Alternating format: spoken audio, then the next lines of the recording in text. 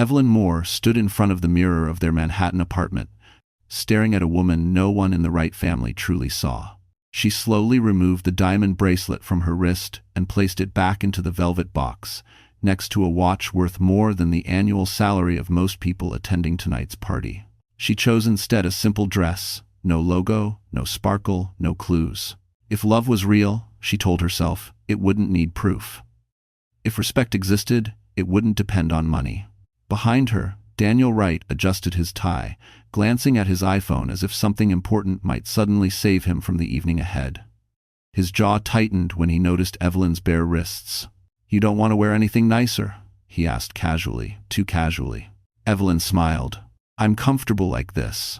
That smile hid a decision she had made days ago. Tonight wasn't just another family gathering at the Plaza Hotel. Tonight was a test. One she wasn't sure her marriage would survive. The Wrights were celebrating Leonard Wright's birthday in one of the most prestigious ballrooms on Fifth Avenue. Old money, quiet power, and sharp eyes trained to measure worth in seconds. Evelyn had attended many charity galas in her life, but tonight she was going in stripped of every visible sign of who she really was. No one there knew she was the primary beneficiary of Moore Holdings. No one knew the foundation sponsoring half the city's cultural programs answered to her signature. And most importantly, no one in Daniel's family knew that one conversation, one cruel word, could decide whether she would bring a child into this family or walk away forever. As the car pulled up to the plaza, Evelyn felt a familiar tightness in her chest. Not fear, recognition.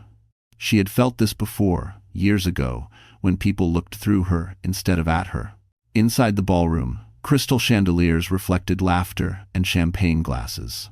Patricia Wright spotted them immediately. Her smile froze for half a second when she took in Evelyn's appearance, then returned sharper, thinner. "Oh," Patricia said softly, her eyes scanning Evelyn from head to toe. "That's what you're wearing?" The words were gentle. The message was not. Evelyn opened her mouth to respond, but Daniel squeezed her hand, not in support but in warning. And in that moment, standing under a ceiling worth millions, Evelyn realized something chilling. This wasn't a test of her in-laws. This was a test of her husband. The ballroom at the plaza shimmered with polished elegance, but beneath the soft glow of crystal chandeliers, Evelyn felt the temperature drop.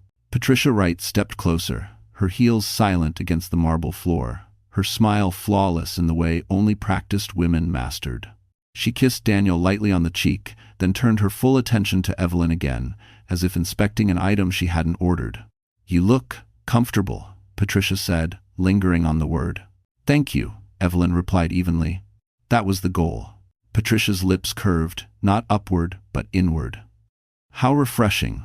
Most women these days try so hard." Daniel cleared his throat. "Mom, Evelyn's been busy with work." "Oh, I'm sure," Patricia said, already losing interest. She linked her arm through Daniel's and guided him away without looking back. "Leonard wants to introduce you to some people from the firm." Evelyn stood alone for a moment, the hum of conversation washing around her like distant waves. Laughter erupted near the bar.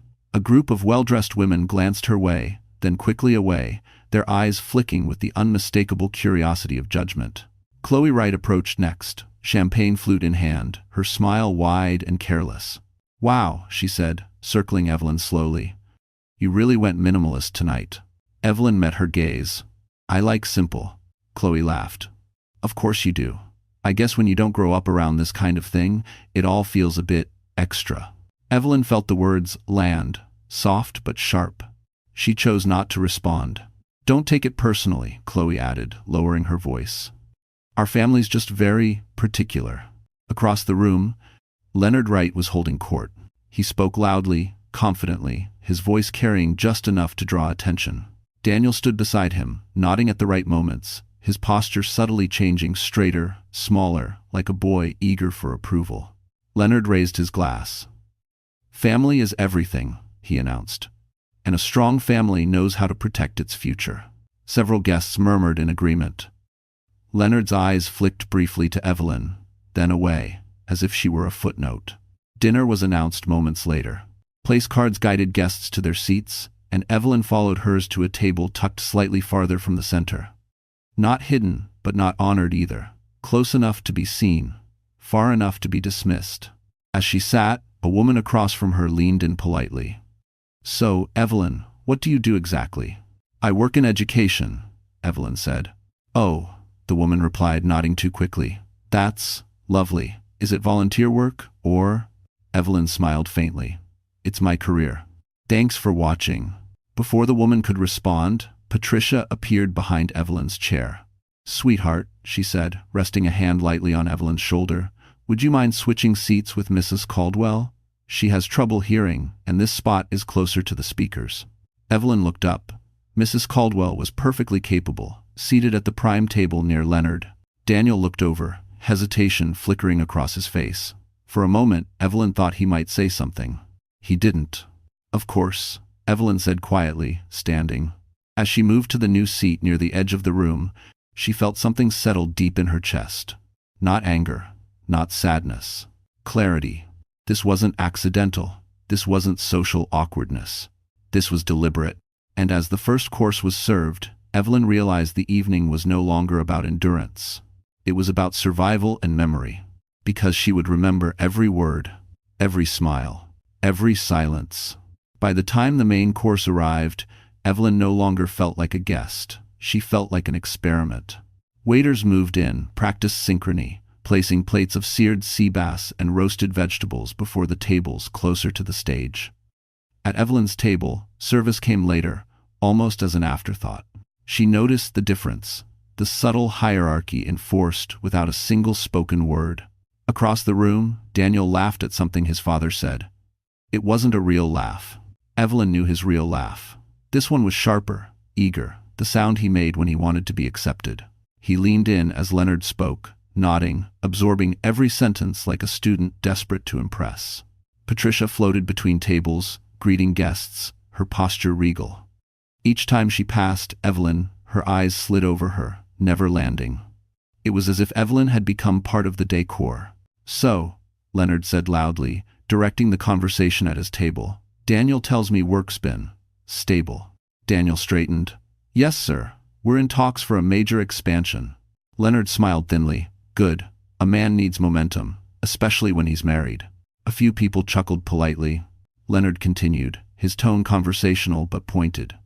"Of course, having the right support system makes all the difference. A partner who understands ambition, who adds value. If you take on." The word hung in the air. Evelyn looked up instinctively, her eyes finding Daniel's across the room. For a brief second, their gazes locked. She waited. She didn't expect a speech, just a look. A nod. Anything. Daniel looked away. Chloe, seated beside Leonard, smirked and took a sip of champagne. "Some people are born knowing how this world works," she added lightly. "Others have to learn." More laughter. Louder this time. Evelyn's fingers tightened around her fork. Her pulse thudded in her ears, but her face remained calm. She had spent years mastering that stillness. It was the armor she wore when she refused to give others the satisfaction of seeing her break. The woman beside her leaned over again. "They're very proud of Daniel," she whispered. "It must be intimidating, being new to this family." Evelyn nodded politely. "It is." The woman smiled sympathetically, mistaking restraint for weakness. At the center table, Patricia raised her glass. "I just want to say how grateful we are for family," she said, her voice smooth as silk.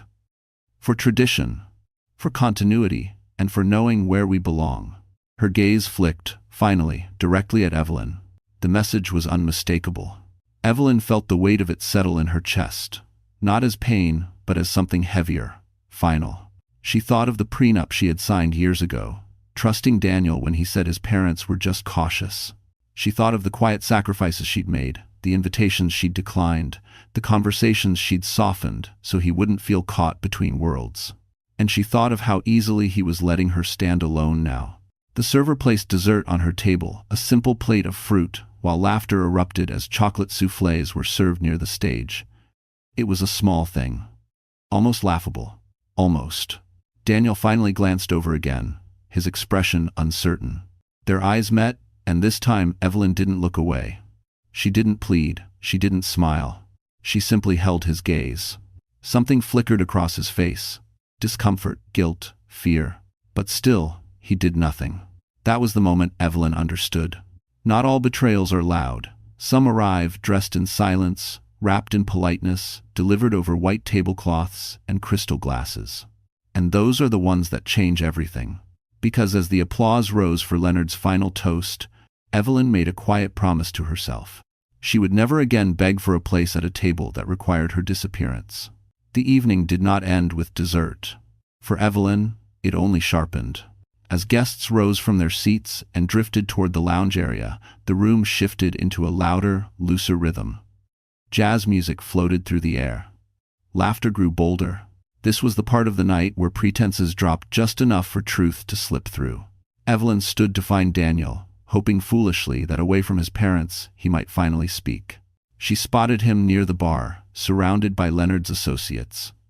Chloe was there too, leaning against the marble counter, her posture relaxed, her confidence unearned. And beside Daniel stood a woman Evelyn had never seen before. She was tall, polished, effortlessly elegant in a navy dress that looked tailored rather than bought.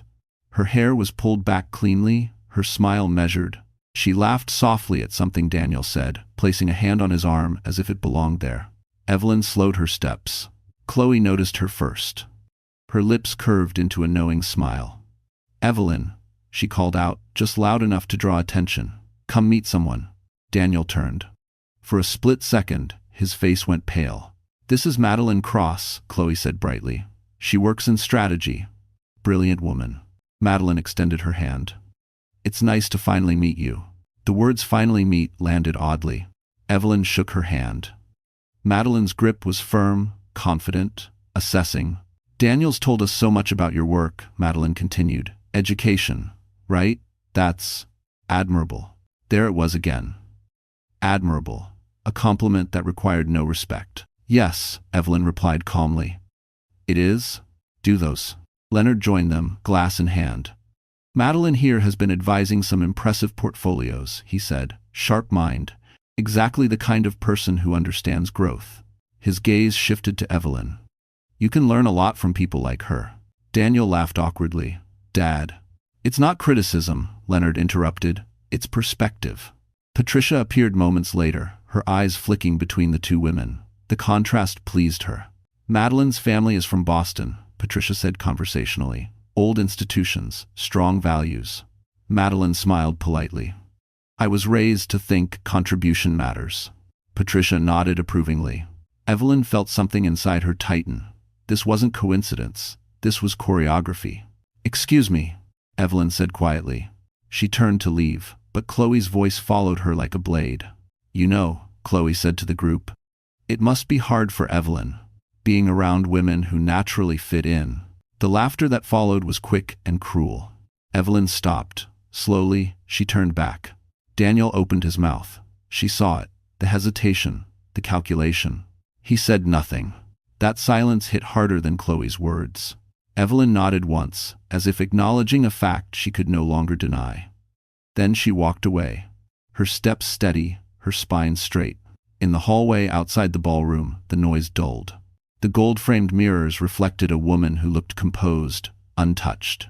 But when Evelyn reached the restroom and locked herself into a stall, her breath finally broke. She pressed a hand to her mouth, forcing herself not to cry. Not here, not tonight. This wasn't about jealousy. It wasn't about Madeline. It was about being replaced while still present. About being diminished in motion. About realizing that the people who were supposed to protect you were actively making room for someone else. When Evelyn emerged, she washed her hands slowly, deliberately, watching herself in the mirror. "This is real," she whispered. And with that realization came something unexpected.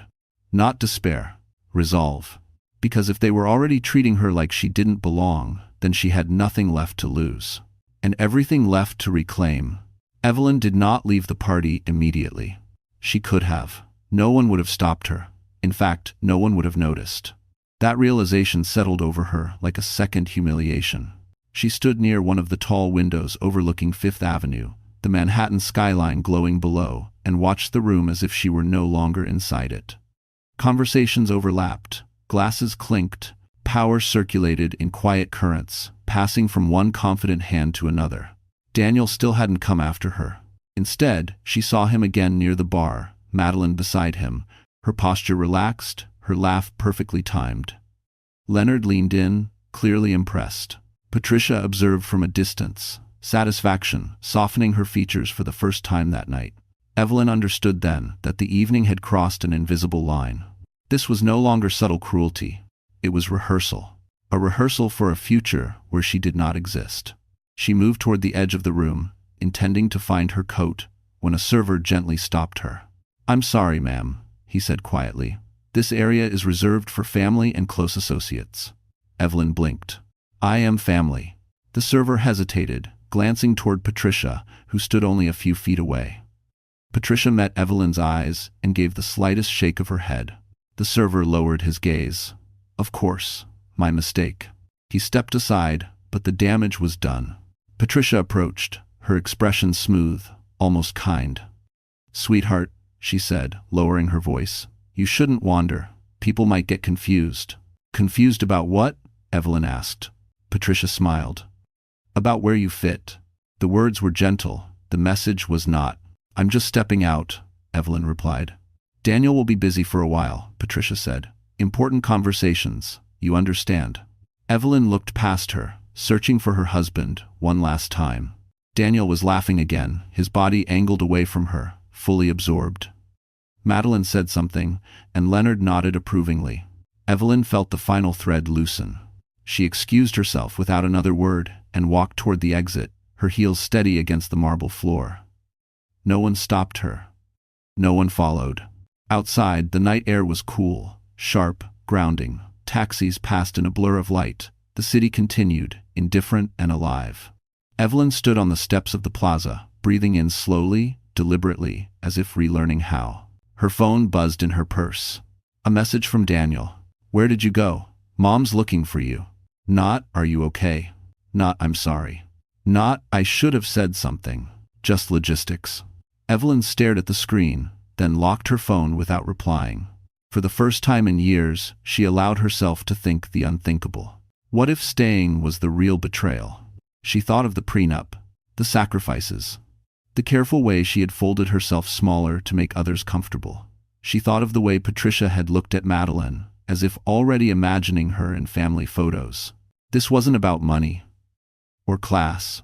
It was about erasure. Evelyn hailed a cab. As she slid into the back seat, the driver asked where she was headed. She hesitated, then said, "Home." But even as she gave the address, she knew something had shifted. The woman who had entered the plaza hoping for reassurance was not the woman leaving its steps. This night had taken something from her, and in its place, it had given her clarity. The kind that doesn't fade. The kind that demands action. The invitation arrived 2 days later, printed on thick ivory paper, with Leonard Wright's name embossed in gold. "A family weekend in the Hamptons," it read, "a chance to reconnect." Evelyn held the card between her fingers, already sensing the weight behind the words. This wasn't reconciliation, it was escalation. Daniel stood behind her in the kitchen, scrolling through emails on his MacBook, his tone carefully neutral. "They're trying to smooth things over," he said. "You know how my parents are. Formal, old school." Evelyn looked at him. Really looked. "Are they inviting me?" she asked quietly. "Or are they inviting the idea of a wife they can control?" Daniel frowned. "You're overthinking." That was his favorite defense. It always had been. Against her better judgment, Evelyn agreed to go. Not because she believed it would be better, but because she needed to see it clearly. Doubt only survives in the absence of evidence. The Hamptons' house was vast and immaculate, white stone against blue sky, the ocean stretching endlessly beyond manicured lawns. It looked like a magazine spread. It felt like a stage. From the moment they arrived, Evelyn was assigned a role she hadn't auditioned for. Patricia handed her a list before she could even put her bag down. "Would you mind helping the staff organize dinner?" she said pleasantly. "You're so good with details." Chloe smirked from the couch. Madeline sat beside her, legs crossed, sunglasses still on indoors, as if she owned the place. Daniel hesitated. Evelyn waited. He said nothing, so she nodded and took the list. Throughout the afternoon, Evelyn moved between kitchen and patio, setting tables, carrying trays, refilling glasses. Guests arrived, friends of the Wrights, donors, people who mattered. Madeline drifted among them effortlessly, introduced as a close friend of the family. Evelyn was introduced as nothing at all. At one point, Leonard clapped his hands together. "Everyone, Madeline has graciously offered to help Daniel with an upcoming strategy presentation," he announced. "A fresh perspective is always valuable." Applause followed. Evelyn stood by the counter, a folded napkin in her hands, feeling something inside her go quiet. Dinner was served outside as the sun dipped low. Evelyn was seated at the far end, near the staff. The ocean breeze carried laughter toward her, but none of it reached. Patricia leaned over mid-meal. "You don't mind sitting there, do you?" she asked softly. "It's just easier for serving." Evelyn met her eyes. "No," she said, "I don't mind." What she meant was, "I see you." Later that night, as guests lingered over wine, Chloe raised her voice just enough to carry. "Some women marry into families," she said lightly, "and some women adapt to them." Madeline smiled. "Adaptability is underrated." Daniel laughed. Not loudly, not proudly, but enough. That sound cut deeper than any insult. Evelyn excused herself and walked toward the beach. The sand was cool beneath her feet. Waves rolled in steady, relentless rhythms. She thought of the life she had built quietly, carefully, the power she had hidden, the patience she had mistaken for loyalty. Behind her, the house glowed with light, full of people who believed she belonged nowhere. Evelyn stared out at the dark water and understood the truth at last. This family wasn't testing her. They were erasing her. And the most dangerous part was that they believed she would let them. The shift came quietly, the way real danger often does.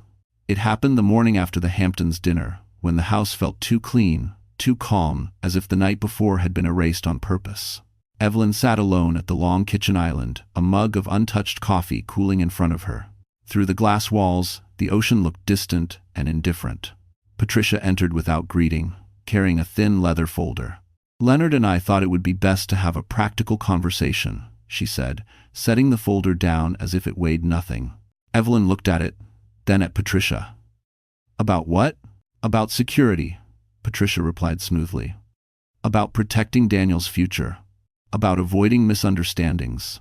Daniel appeared in the doorway moments later, rubbing his eyes, still half asleep. He froze when he saw the folder.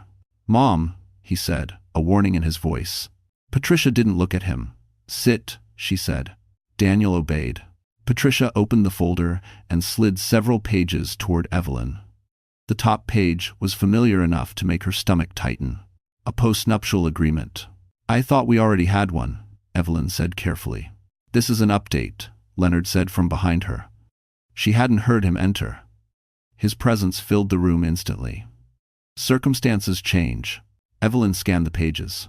The language was dense, clinical, but the meaning was clear. If the marriage ended, she would walk away with almost nothing. No claim to future assets, no spousal support, no discretion. Her voice was steady. "Why now?" Leonard leaned against the counter. "Because we've realized you may not fully understand what it means to be part of this family." Patricia folded her hands. "This is for everyone's peace of mind." Evelyn looked at Daniel. "Did you know about this?" He hesitated. "Too long." "They're just trying to help," he said finally. "It doesn't mean anything if we're happy." "That's not how contracts work," Evelyn replied. Patricia's smile thinned. "If you don't intend to leave, then you have nothing to worry about." There it was, the trap dressed as logic. Evelyn closed the folder gently. "I'll have my lawyer review this." The air changed instantly. Leonard's expression hardened. "That won't be necessary." Patricia tilted her head. "Why involve outsiders? We're family." Evelyn stood. "Family doesn't pressure you into signing documents without representation." Daniel stood too, panic flickering across his face. "Evelyn, please," he said quietly, "can we not do this here?" She turned to him, her voice low but firm. "This is exactly where it's being done." Leonard straightened. "Let's be clear," he said. "Refusing to sign sends a message." "What message?" Evelyn asked. "That you don't trust us," Patricia answered. Evelyn nodded slowly. "I don't." Silence fell, thick and heavy. Daniel looked between them, caught, unraveling. "You're making this bigger than it is," he said to Evelyn, desperation creeping into his voice. "If you just sign, this goes away."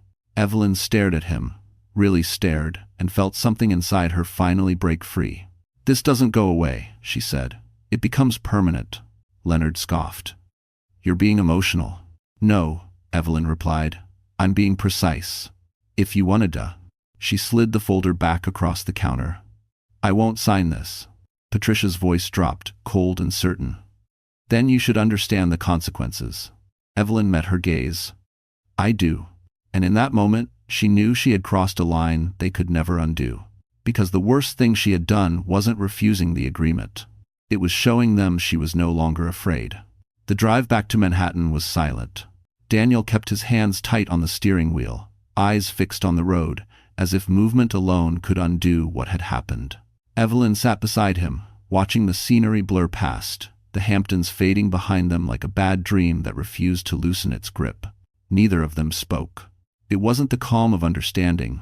It was the stillness after something breaks and no one knows how to pick up the pieces. When they reached the apartment, Daniel dropped his keys onto the counter with a sharp clatter.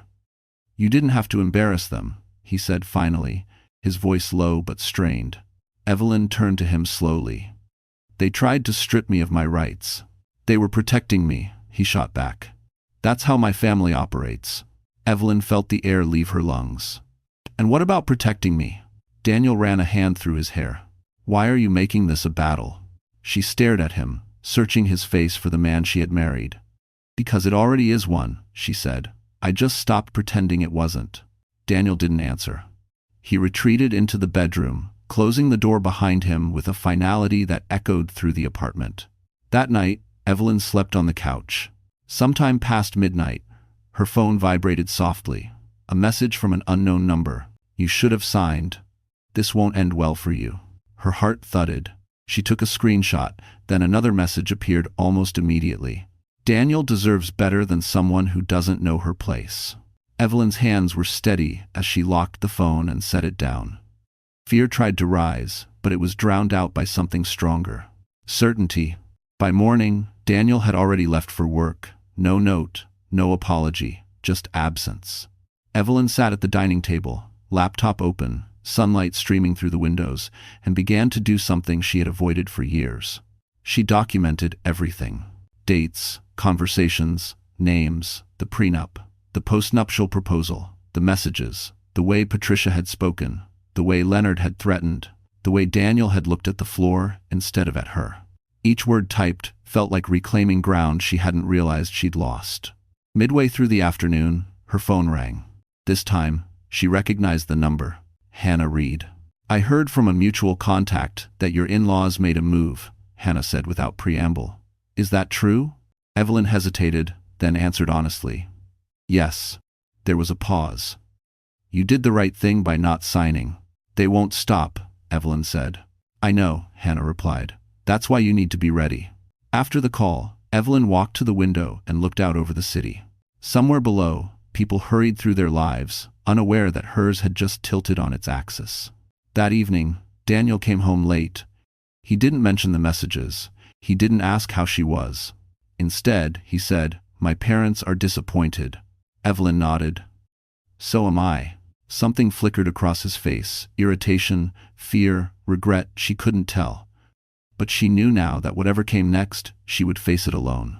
And strangely, that knowledge steadied her. Because when people show you who they are, believing them isn't weakness. It's preparation. The call came 3 days later, just as Evelyn was finishing a late lunch she hadn't tasted. Patricia Wright's name appeared on her phone, polished and inevitable. Evelyn stared at it for a moment, then answered. Evelyn, Patricia said warmly, as if nothing had happened. I was hoping we could talk. Evelyn said nothing. I've been thinking, Patricia continued. Families say things in moments of stress. Leonard and I may have been too direct. Too direct. Evelyn almost laughed. We don't want tension, Patricia went on. Daniel is under so much pressure. This situation is affecting his focus. There it was. Not concern for Evelyn, concern for Daniel's comfort. What do you want? Evelyn asked calmly. A fresh start, Patricia replied. There's a charity gala next week, the same ballroom at the plaza. We'd love for you to come. As family. Thanks for watching. Evelyn pictured the chandeliers, the smiles, the knives wrapped in silk. Why now? Because appearances matter, Patricia said without hesitation. And because misunderstandings grow when they're not addressed. After the call, Evelyn sat back in her chair, heart steady, mind alert. This wasn't reconciliation, it was damage control. Daniel came home early that evening, unusually attentive. He brought takeout from her favorite place, set the table carefully, poured wine. "They want to move past this," he said, not meeting her eyes. "For all of us." Evelyn watched him. "Do you?" He hesitated. "I want things to be easier." "Easier for whom?"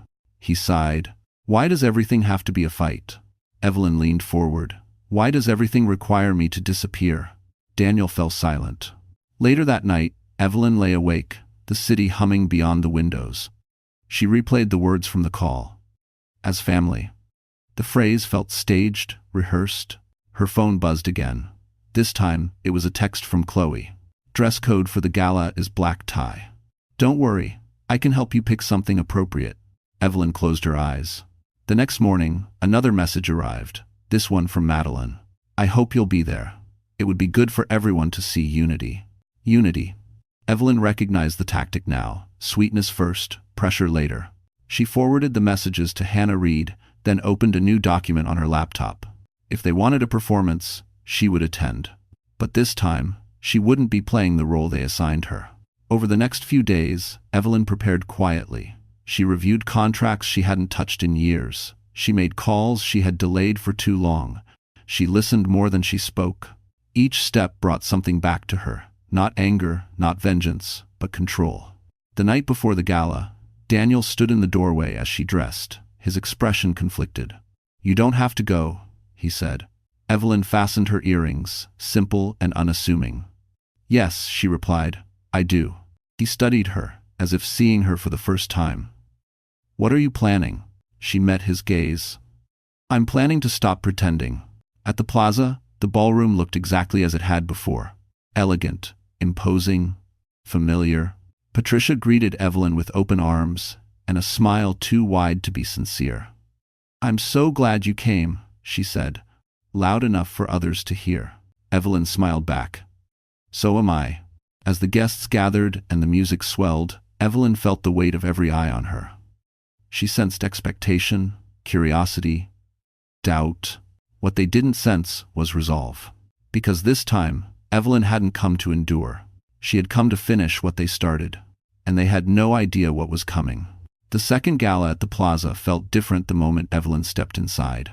The room was the same crystal chandeliers, white linen, the soft murmur of wealth, but the air carried anticipation instead of dismissal. Heads turned. Conversations paused for half a second too long. People noticed her now, not because she looked richer, but because something about her presence refused to shrink. Evelyn moved slowly through the ballroom, her posture calm, her expression unreadable. She wore a black dress that was elegant without being loud, the kind of choice that didn't ask for approval. Daniel walked beside her, quieter than usual, his hand hovering near hers without touching. Patricia spotted them immediately. "There you are," she said brightly, stepping forward with open arms. "I was worried you might change your mind."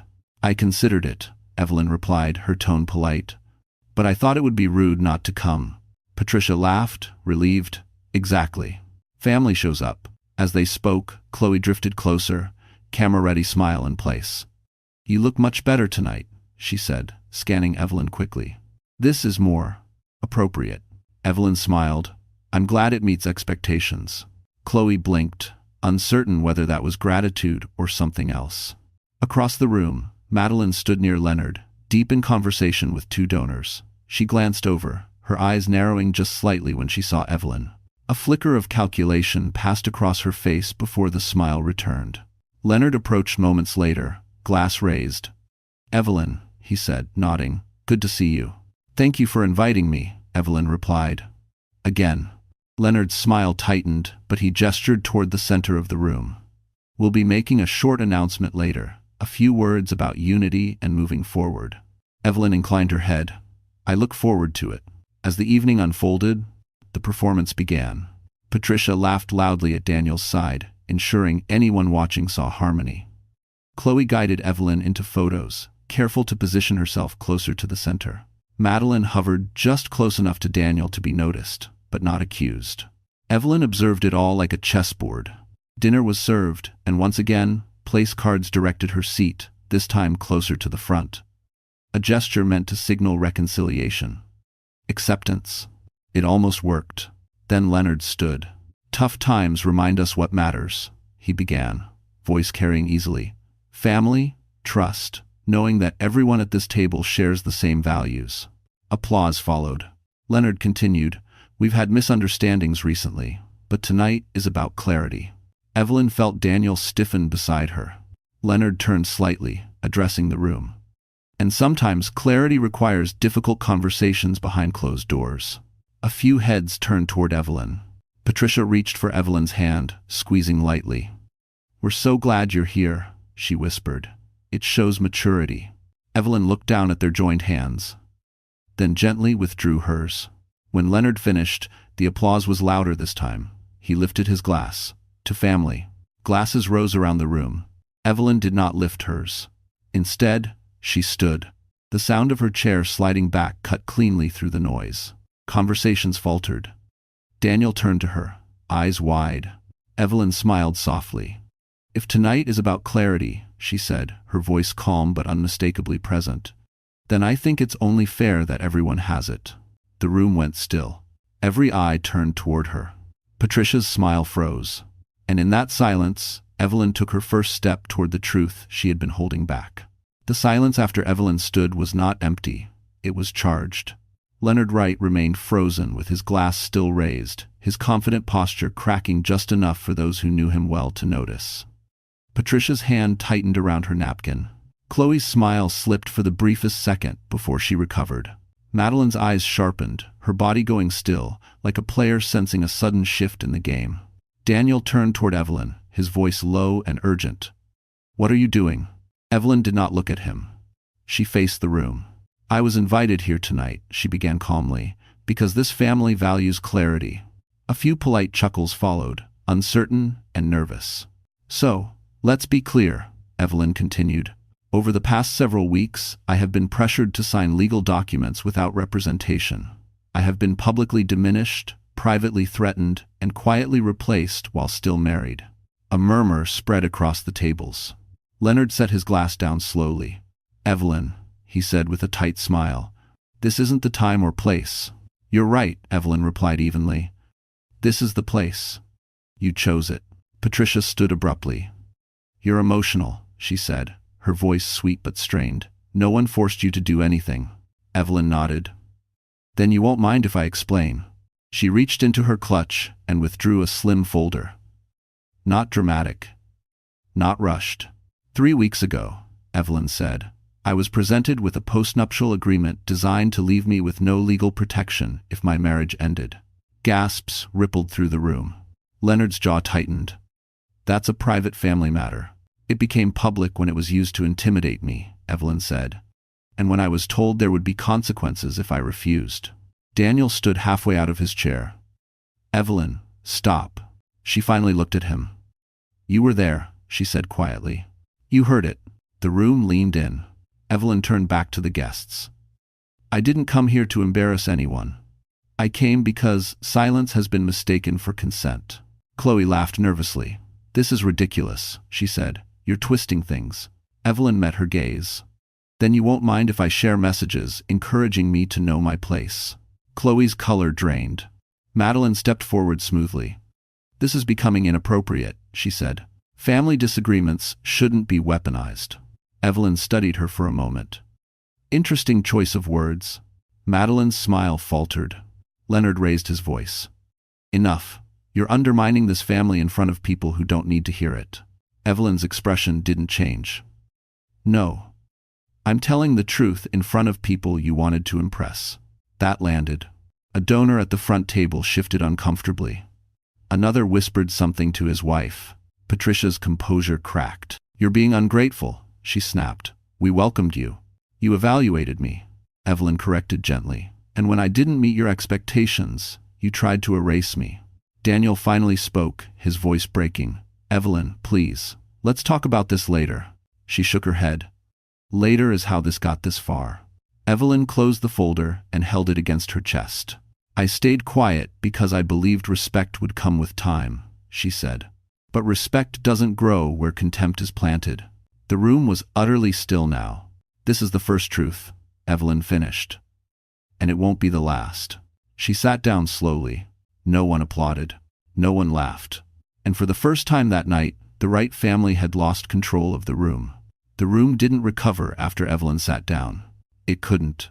People shifted in their seats, pretending to sip wine that had gone untouched.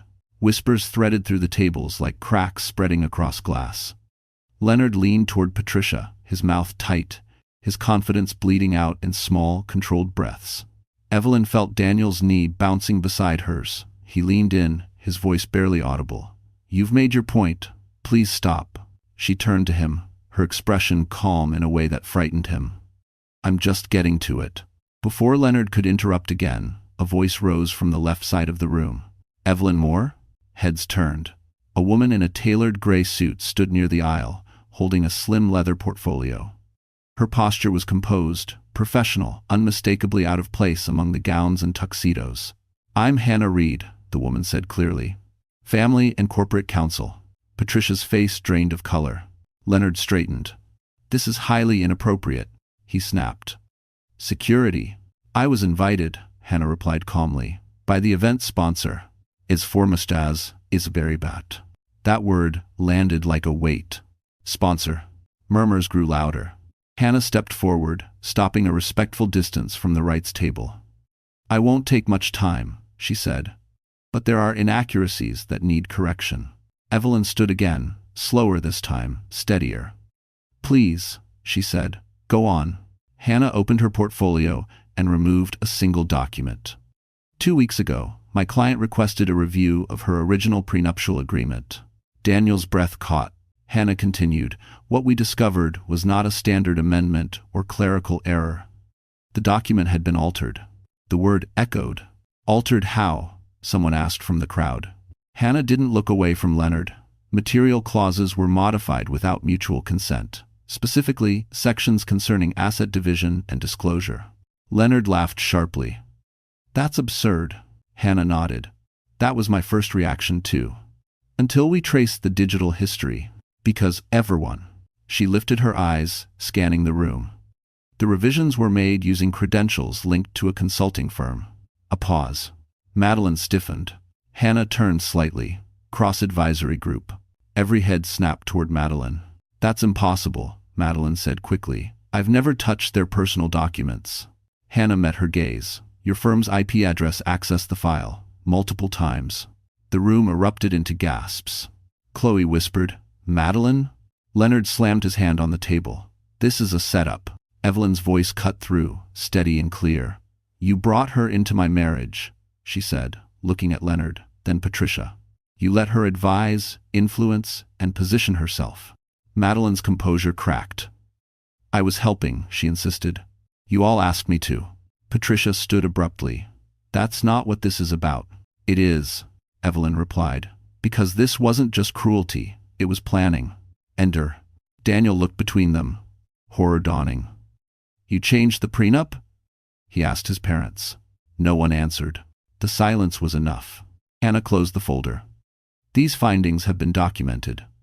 Any further attempts to enforce or conceal these changes would constitute fraud." Leonard's power, the thing he had wielded so effortlessly, collapsed in real time. Evelyn felt it then, not triumph. Release. She turned to the room, one last time. "This is the second truth," she said. "And now you know why silence was never an option." She sat down, and for the first time that night, no one dared challenge her. Because this time, the truth had receipts. The gala never officially ended, but something irreversible had. Guests no longer pretended to enjoy themselves. Conversations broke apart mid-sentence. People glanced at their phones, then at one another, recalculating distances, alliances, reputations. The Wright family's table, once the center of gravity, had become an island no one wanted to land on. Evelyn remained seated, her hands folded calmly in her lap, as if she hadn't just cracked open a carefully maintained illusion. Daniel sat beside her, rigid. His face had gone pale, his jaw clenched so tightly it looked painful. He stared straight ahead, unable or unwilling to look at his parents. Leonard finally stood again, this time without ceremony. "This event is over," he said sharply. We're done here. No one applauded. No one objected. Patricia leaned toward Evelyn, her voice low and trembling with controlled fury. You've humiliated us. Evelyn turned her head slowly. You humiliated yourselves, she replied. I only stopped protecting you from it. Patricia recoiled as if struck. Madeline had gone completely still. The confident strategist was gone, replaced by someone calculating exits. She whispered something to Chloe, but Chloe pulled away, suddenly unwilling to be associated. Hannah Reed quietly stepped back. Her job done for now. She gave Evelyn a brief nod, professional, respectful, final. Daniel finally spoke, his voice hoarse. We should go. Evelyn stood without argument. As they moved through the room, people stepped aside instinctively. Some watched with open curiosity, others with discomfort, a few with something close to admiration. Outside, the night air hit Evelyn like a wave. Daniel stopped near the steps of the plaza, running a hand through his hair. Why didn't you tell me? He demanded, frustration spilling over. About the prenup. About all of this. Evelyn faced him fully. I trusted you to see what was happening without needing proof. That's not fair, he snapped. She nodded once. Neither was this. Daniel looked away, his voice dropping. My parents are ruined. Evelyn's expression didn't change. No, they're exposed. Silence stretched between them, heavy and unfamiliar. A black car pulled up to the curb. The driver waited. Evelyn hesitated, then spoke quietly. I'm not going home with you tonight. Daniel looked at her sharply. What? I need space, she said. And clarity, things you've asked me for repeatedly, but only when they benefited you. She opened the car door. Daniel reached for her arm, then stopped himself. So that's it? Evelyn paused. No, she said honestly. This is the beginning. The car pulled away, leaving Daniel standing alone on the steps. Later that night, Evelyn sat in a quiet apartment she hadn't used in years. The lights were low. The city hummed outside, distant and steady. She sank onto the couch, the adrenaline finally draining from her body. And then, for the first time since the gala began weeks ago, she cried. Not loud, not dramatic. Just tears slipping silently down her face as the weight of everything she had carried alone finally pressed in. She cried for the marriage she had believed in. For the version of herself who thought patience could earn respect. For the nights she had stayed quiet to keep peace. But when the tears stopped, something else remained. Relief. Because the truth was out now. Fully. Publicly. And whatever came next, divorce, reconciliation, war, would happen in the open. No more shrinking. No more silence. Evelyn wiped her face, stood, and walked to the window. The city lights stretched endlessly before her. And for the first time in a long while, the future did not feel like a threat. It felt like possibility. The apartment was too quiet. Evelyn stood in the center of the living room, heels still on, coat still draped over her arm, as if she might leave again at any moment. The silence pressed against her ears harder than the noise of the gala ever had. She set her coat down slowly and walked toward the window. Below, Manhattan pulsed with life, cars moving, lights flickering, people going somewhere with purpose. The world had not stopped just because hers had cracked open. Her phone lay face down on the table. She hadn't checked it since leaving the plaza. She didn't need to. She could already imagine the messages waiting for her. Daniel. Patricia. Leonard. Damage control disguised as concern. Evelyn sank onto the couch and finally allowed her shoulders to sag. The adrenaline that had carried her through the night drained all at once, leaving exhaustion in its wake. Her hands began to tremble, just slightly, as if her body had been holding itself together on sheer will alone. She pressed her palms together, breathing slowly, counting the seconds the way she used to when she was younger and afraid of crying in front of people who didn't deserve her tears. But here, alone, there was no audience to protect herself from. The first tear fell without warning. Then another. Soon, she was crying in a way she hadn't allowed herself to cry in years, quietly, deeply, her chest tightening as grief finally found its voice. She covered her mouth with one hand, not to stop the sound, but to contain it, as if even now she feared being too much. She cried for the humiliation she had endured with grace. For the nights she had replayed conversations, wondering how she could have been kinder, smaller, easier to love. For the version of herself who believed loyalty would eventually be rewarded. And most of all, she cried for Daniel. Not the man standing on the steps of the plaza, stunned and exposed, but the man she had loved, the one she thought would choose her when it mattered. Her phone vibrated. She didn't look at it. Another vibration followed. Then another. Finally, she turned the phone over. A text from Daniel. I never wanted this. You didn't have to do it like that. Evelyn let out a shaky breath.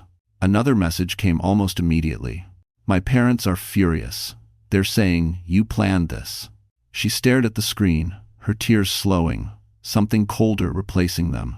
Planned this. As if dignity were a trap. As if truth were a weapon she'd unfairly drawn. She typed back slowly, deliberately. I didn't plan to be mistreated. I planned to survive it. She set the phone down again, her hands steadier now. The crying stopped. In its place came something heavier, but clearer. Acceptance. Not of what had been done to her, but of what could never be undone. Evelyn stood and walked to the bathroom, washing her face, studying her reflection. Her eyes were red, her makeup smudged, but beneath the exhaustion she saw something new. Strength that didn't ask permission. She changed into comfortable clothes, made herself a cup of tea she barely drank, and sat back down, pulling a blanket around her shoulders. Outside, the city continued its endless motion, indifferent but alive. She wasn't fixed. She wasn't healed. But she was awake. And that mattered more than anything. Because the woman who cried on that couch was not weak. She was shedding the last pieces of a life that required her silence. Tomorrow, there would be consequences, conversations, fallout. But tonight, in the quiet aftermath of truth, Evelyn allowed herself one final realization. Breaking didn't mean she was finished. It meant she was finally free to rebuild on her own terms. Morning light filtered through the sheer curtains, pale and unforgiving. Evelyn woke on the couch where she had fallen asleep, her body stiff, her head heavy. For a moment, she didn't remember where she was. Then the memories returned all at once, the gala, the documents, the silence, the car pulling away from the plaza. She sat up slowly, rubbing her temples. Her phone lay on the table where she had left it, 23 missed messages. Daniel. Unknown numbers. A voicemail from Patricia she didn't bother to open. What caught her attention was a single email, time-stamped just before midnight, from Lucas Bennett. She frowned. The name stirred something distant, familiar. She opened it. Evelyn, I didn't plan to reach out like this, but after last night, it felt wrong to stay silent. If you remember me, we met years ago, Columbia, the winter seminar. You helped me when no one else would. I was at the gala. I saw everything. If you're willing, I'd like to talk. No pressure, just honesty. Lucas. Evelyn leaned back, exhaling slowly. Lucas Bennett. The memory sharpened. A quiet, intense student who had almost dropped out after his startup collapsed. Her father had quietly invested then, against all advice. Lucas had disappeared from her life shortly after, swallowed by the business world. She checked her phone again. A new text appeared. I'm in the city today. Coffee at Central Park, near the south entrance, noon. If not, I'll understand. Evelyn stared at the screen for a long moment. At noon, she found herself sitting on a bench near the park, coffee warming her hands. The city moved around her, indifferent and alive, exactly as it had the night before. Lucas approached on foot, no entourage, no performance. He looked older, sharper, but his eyes were the same, direct, thoughtful. Thank you for coming, he said. Thank you for writing, Evelyn replied. They sat in silence for a moment, the kind that didn't demand filling. I owe you more than you know, Lucas said finally. Your family saved my company. But more than that, you treated me like I wasn't disposable. Evelyn smiled faintly. I know what that feels like. Lucas nodded. Last night, what they did to you wasn't just cruel. It was strategic. Her gaze lifted. What do you mean? Lucas hesitated, then spoke carefully. Madeline Cross wasn't there by accident. She's been circling investment families for years. She tried the same approach with my board once. Evelyn's chest tightened. She altered my prenup. If you doesn't stas, dot of another. I know, Lucas said quietly. Her firm has been flagged before. Quietly buried. Powerful families don't like noise. Evelyn absorbed that in silence. There's more, Lucas continued. Leonard Wright has been leveraging family connections to mask risky moves that won't hold up if someone looks closely. Evelyn's grip tightened on her cup. Lucas met her eyes. You standing up last night shifted the balance. People are watching now. End quote. For the first time since the gala, Evelyn felt something unfamiliar bloom in her chest. Support. Not pity. Not obligation. Respect. I'm not asking you to fight, Lucas said, but if you choose to, you won't be alone. Evelyn looked out at the park, at people walking dogs, pushing strollers, living lives that didn't revolve around power games and polite cruelty. She thought of the woman she had been: quiet, accommodating, endlessly patient. And the woman she was becoming. I don't want revenge, she said slowly. I want the truth to matter. Lucas smiled. That's usually the most dangerous choice. Evelyn nodded. Good. As they stood to leave, her phone buzzed again. Another message from Daniel she didn't read. For the first time, she didn't feel pulled by it. Because something had changed. The night she broke had not left her empty. It had made space. And now, unexpectedly, that space was beginning to fill with clarity, with allies, and with a future that no longer required her to disappear. Evelyn didn't rush her next move. That alone unsettled people. For a full week after the gala, she stayed quiet. No statements, no interviews, no dramatic gestures. The silence worked like pressure underwater, bending things that had once felt immovable. Leonard Wright noticed first. Meetings were postponed. Calls went unanswered. A longtime partner suddenly asked for updated documentation. Another requested an external audit, something Leonard had avoided for years under the excuse of legacy trust. Daniel noticed too, though he didn't fully understand it. You're freezing everyone out, he said during a tense phone call. My father says you're trying to punish him. Evelyn leaned back in her chair, sunlight pouring into the office she had reclaimed downtown. Her MacBook sat open in front of her, documents neatly arranged, timelines aligned. I'm not punishing anyone, she replied calmly. I'm stepping out of the way. That's worse, Daniel snapped. You're letting things fall. No, Evelyn corrected. I'm letting them stand on their own. That afternoon, Lucas Bennett joined her in the conference room, glass walls overlooking the city. He placed a slim tablet on the table between them. This is what Madeline didn't want you to see, he said. Evelyn scanned the screen. Emails, internal memos, a pattern of introductions, quiet edits, strategic assistance, offered to families with influence and something to hide. She targeted the Wrights because Leonard was vulnerable, Lucas continued, and because you were in the way. Evelyn felt the weight of it settle, not as pain, but as confirmation. So she wasn't just trying to replace me, Evelyn said. Lucas shook his head. She was trying to bypass you. Wive 1. That night, Evelyn authorized a single action. A routine review. Nothing aggressive, nothing public.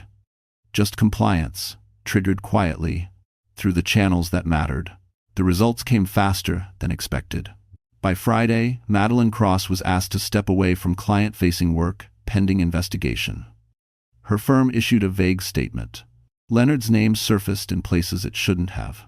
The same evening, Evelyn attended a small, invitation-only event at a Park Avenue boardroom. No chandeliers, no orchestra, just polished wood, muted light, and people who understood leverage. She walked in alone. Conversations paused. Someone pulled out a chair. No one questioned why she was there. Evelyn spoke briefly, clearly, without emotion. She didn't accuse. She didn't demand. She outlined facts, timelines, risks. When she finished, a man at the far end of the table nodded once. That aligns with what we're seeing. End quote.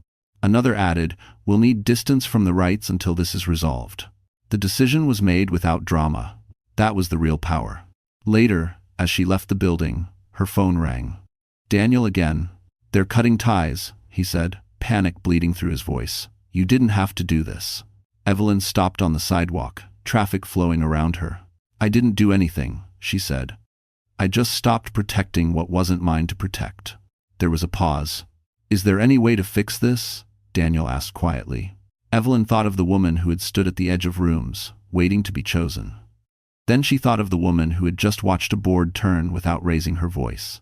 I don't know, she said honestly, but it won't be by going backward. She ended the call and looked up at the city skyline, sharp against the evening sky. The pieces were moving now, not because she pushed them, but because she finally stepped into the space she had always been standing beside. And for the first time since this began, Evelyn wasn't reacting. She was directing. The meeting was scheduled for 9 sharp.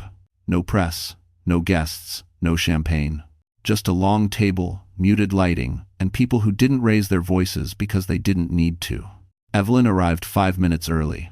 She took her seat without hesitation, placing a slim folder in front of her. Around the table sat board members, senior advisors, and 2 external auditors, faces neutral, eyes alert. This wasn't a trial, it was an evaluation, and for the first time, Evelyn was not the subject. She was the source. Leonard Wright entered last.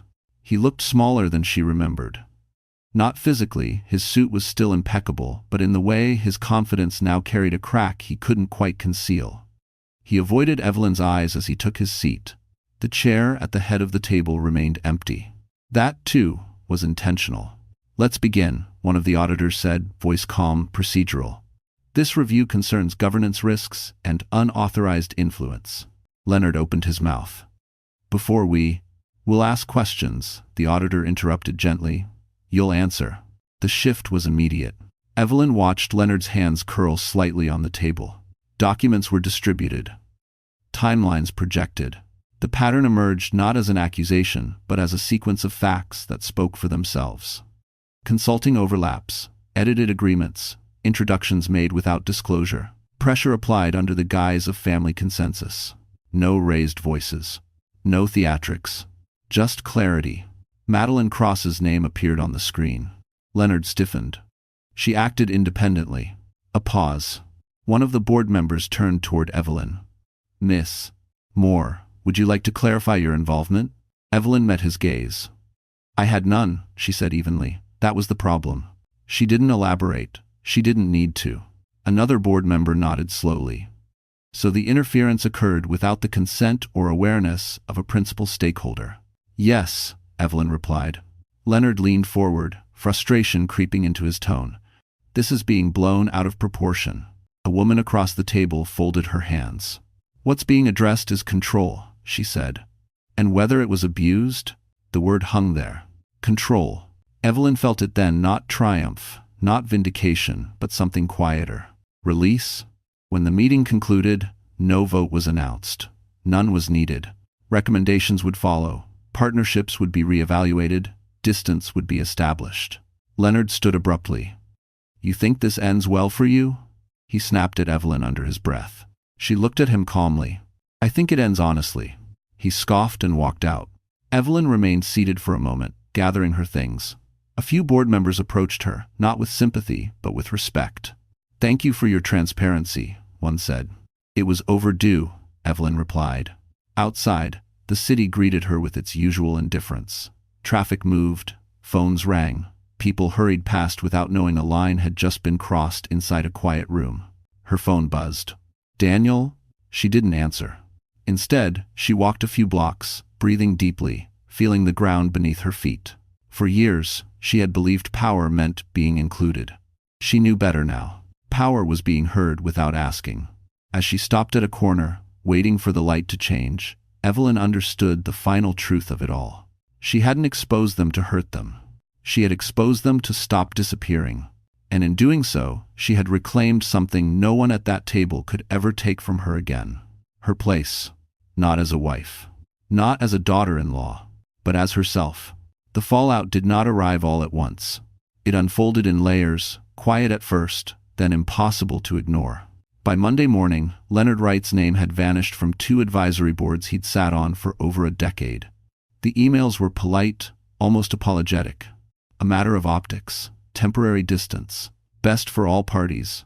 Leonard read them in his study, one after another, the words blurring into a single message he'd never had to face before. "You are no longer untouchable." Patricia felt it differently. Her social calendar began to thin. Luncheons postponed, invitations unanswered. A longtime friend declined dinner with a vague excuse about travel. At first, Patricia told herself it was coincidence. By the 3rd cancellation, she knew better. At a charity committee meeting, a woman she'd mentored for years leaned in and whispered, "People are Being careful right now. Careful. Patricia smiled tightly and nodded, but the word echoed like a verdict. Chloe's reckoning was louder. Within 48 hours, 2 brand partners quietly paused their contracts. One requested a values alignment review.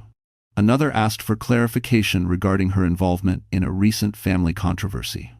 Her follower count dipped. Comments shifted. Admiration curdled into suspicion. She refreshed her phone obsessively, waiting for support that didn't come. Madeline Cross's collapse was swift and merciless. Her firm released a short statement placing her on indefinite leave pending internal review. Clients distanced themselves. Calls went unanswered. The careful persona she'd built, brilliant, indispensable, above reproach, fractured under scrutiny. In her apartment, Madeline stared at her laptop, the same screen that once gave her access to other people's lives, now reflecting only her own isolation. Daniel watched it all unravel from the inside. His father stopped calling. His mother started crying. At work, his name became associated with tension rather than opportunity. A promotion discussion quietly disappeared from the calendar. A senior partner pulled him aside and said, "You might want to take some time. Things are complicated." Daniel sat alone in his office long after everyone else had left, staring at the city lights he once believed defined success. He finally understood what Evelyn had meant. Silence had protected him, and now it offered nothing. Evelyn learned about most of it secondhand. She didn't celebrate, she didn't gloat. She continued her days as usual: meetings, emails, decisions that now landed squarely in her hands without resistance. When Lucas updated her, she listened calmly. "Madeline's finished," he said. "Leonard's being reviewed. People are stepping back fast." Evelyn nodded. That was always going to happen. Lucas studied her. "You're not enjoying this." "No," Evelyn replied. "I'm relieved." One evening, she ran into Patricia unexpectedly at a small gallery opening. Patricia looked thinner somehow, her confidence brittle. She opened her mouth to speak, then closed it again. Evelyn inclined her head politely and walked past. That was the moment Patricia understood. This wasn't revenge. It was consequence. Daniel called that night.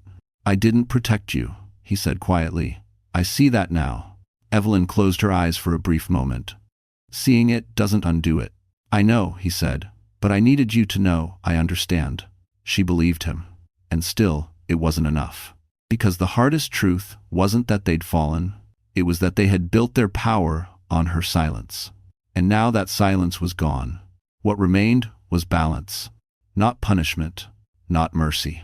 Just the simple, devastating weight of cause and effect. And for the first time since all of this began, Evelyn felt something close to peace. Daniel waited for her in the small cafe on the corner of Madison Avenue, the kind of place they used to love before everything became complicated. The tables were close together. The light, soft, forgiving. He chose it deliberately, hoping familiarity might do what words could not. Evelyn arrived on time. She noticed immediately how different he looked. Not unkempt, not broken, just smaller. As if the certainty that once wrapped around him like armor had finally slipped away. He stood when he saw her. "Thank you for coming." She nodded and sat, placing her phone face down on the table. "You said it was important." Daniel swallowed. His hands rested flat on the table, empty. No watch, no props. That, at least, was honest. "I lost my position," he said quietly. "Not officially yet, but it's coming. My father can't stop it. He doesn't even return my calls anymore." Evelyn listened, without interruption. "I know none of that is your responsibility," he continued. "I'm not telling you to make you feel anything. I finally understand what you were standing against." She met his eyes. "Understanding is not the same as choosing." He nodded, shame flickering across his face. "I chose wrong." They sat in silence for a moment, the sounds of the cafe filling the space between them. "I thought if I stayed quiet, things would work out," Daniel said. "I thought keeping the peace meant being loyal." Evelyn's voice was calm. "Keeping the peace at someone else's expense is not loyalty." Daniel looked down. "I let them treat you like an obstacle, like something temporary." "Yes," she said simply. He took a breath. "I'm asking you for something I may not deserve." End quote, end quote. Evelyn didn't respond immediately. "I'm asking you to give us another chance," Daniel said. "Not as we were. as something new. Therapy. Boundaries. Distance from my family. All of it. I'll sign whatever agreement you want. I'll do the work. The words were practiced, but the fear behind them was real. Evelyn studied him for a long moment. She thought of the woman she had been, patient, hopeful, endlessly forgiving. She thought of the woman she was now, steadier, clearer, unwilling to disappear for love. "I believe you mean this," she said finally. Hope flashed across his face. "But that doesn't mean I can accept it," she continued. The hope faded, replaced by understanding that hurt more than anger. "You're not a bad person, Daniel," Evelyn said, "but you are a man who only found his voice when the room turned against you." He closed his eyes briefly. "I know. It's a story. I needed you when it cost nothing," she went on. "You're offering yourself now that it costs everything." Daniel nodded once, a tear slipping free despite his effort to contain it. "Is there anything I can do?" Evelyn reached for her coffee, took a slow sip. "Yes," she said. "Learn from this. Become the kind of man who doesn't need loss to tell him what matters." She stood, gathering her coat. Daniel looked up at her, his voice barely audible. "Do you ever think you might forgive me?" Evelyn paused. "I already have," she said gently. "That doesn't mean I'm coming back." She walked out of the cafe without looking back. The bell above the door chiming softly behind her. Daniel remained seated, alone, finally facing the full weight of what he had lost. Outside, Evelyn stepped into the afternoon light, her pace unhurried. This wasn't a victory. It was closure. And for the first time, that was more than enough. Spring arrived quietly, without ceremony. Evelyn noticed it one morning as she walked through Central Park, the trees just beginning to green, the air softer than it had been in months. The city felt different now, not because it had changed, but because she had. Her divorce was finalized without drama. The altered documents were voided. The original prenup, untouched and fair, stood. Evelyn walked away with what was legally and rightfully hers, but more importantly, without having to negotiate her dignity. There were no public statements, no interviews, just signatures, finality, and a door closing gently instead of slamming. She moved into a new apartment overlooking the river, smaller than the one she'd shared with Daniel, but filled with light. It was hers in a way nothing had been before. Every object inside had been chosen deliberately. Nothing existed to impress anyone. Work changed too. Evelyn launched the scholarship she had quietly planned for years, naming it after her mother. It supported women navigating coercive marriages, legal intimidation, and financial control. Not with charity, but with tools. Lawyers, education, time. The first acceptance letter made her cry harder than the gala ever had. Lucas remained a constant presence, not rushing, not hovering. They talked often, sometimes about work, sometimes about nothing at all. He never asked her to be anything other than what she was in that moment. One evening, months later, they sat on her balcony watching the city lights come on one by one. "You don't flinch anymore," Lucas said thoughtfully. Evelyn smiled. "I don't need to." He nodded, understanding exactly what she meant. When he asked her to marry him, it wasn't grand, no crowd, no spectacle. Just a quiet question spoken with certainty, not fear. She said yes without hesitation. The wedding was small, private, a handful of people who had earned a place in her life. No power plays, no performances. Just warmth, laughter, and a promise built on choice rather than expectation. Somewhere across the city, the Wright family continued to live with the consequences of what they had set in motion. Leonard faded into irrelevance, his name now spoken cautiously, if at all. Patricia learned the difference between influence and respect, though it came too late to save her social standing. Chloe rebuilt slowly, quietly, without the shortcuts she once relied on. Daniel moved away. He sent one final message, months later. "I'm trying to be better. I hope you're happy." Evelyn read it once, then archived it. She was happy, not because she had won, but because she had stopped losing herself. On the anniversary of the gala, Evelyn returned to the plaza, not for a party, but for a fundraiser hosted by her foundation. She stood beneath the same chandeliers that once watched her shrink and spoke briefly, confidently, without resentment. "This space taught me something," she said. "Power isn't taken, it's returned when you stop giving it away." The applause that followed wasn't thunderous. It was sincere. As the night ended and she stepped outside, Lucas took her hand. She looked back once at the building, then turned away. That chapter was closed. Evelyn Moore hadn't been rewarded with riches. She had always had those. She was rewarded with love that didn't demand her silence, with a life that didn't require her to endure, with peace earned, not granted. And that was the ending no one could ever take from her.